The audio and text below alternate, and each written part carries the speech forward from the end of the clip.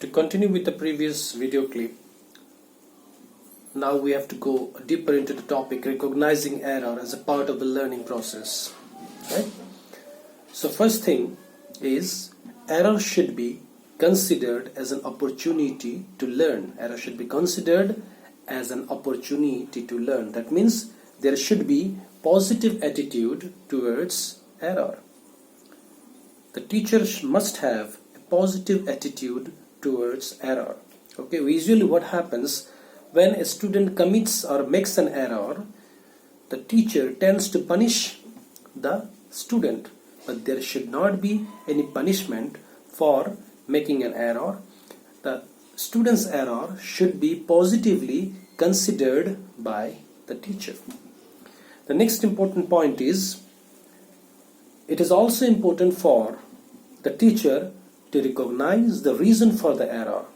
The teacher has to find out, locate the reason for the student's error. Just, correcting the error is not sufficient. Yes, the teacher has to correct the student's error, but it is also important for the teacher to recognize, to find out the reason of the error. Next important point is error should be something like a guiding light. Error is of course a guiding light. It's a guidance for the teacher to understand the students incorrect ideas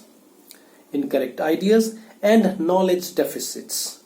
Where the student is lacking, the teacher can understand only through the student's errors. The teacher is able to understand the knowledge deficit of the learners or the incorrect ideas of the learners through the errors committed by the learners.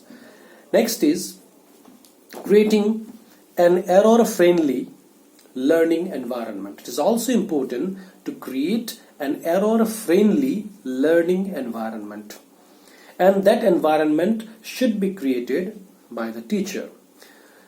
In such an environment where there is positive attitude towards errors, in such an environment where students are not ashamed of their errors.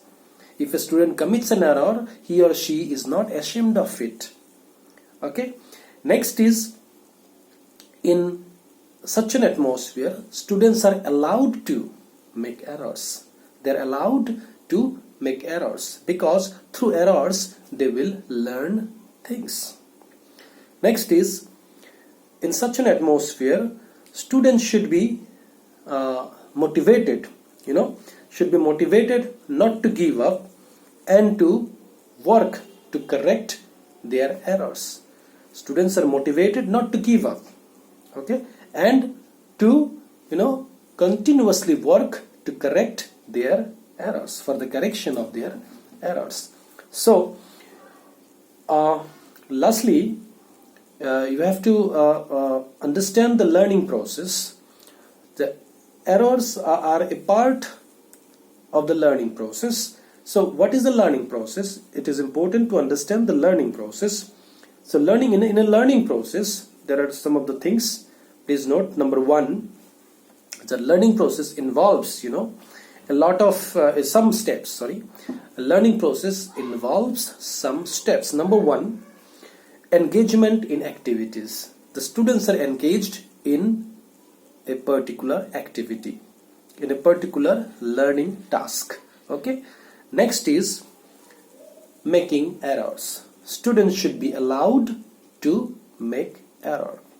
The third step is giving feedback.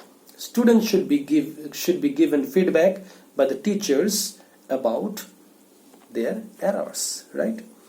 Next, the students should think over their errors. They should be thinking over the feedback given by the teacher, right?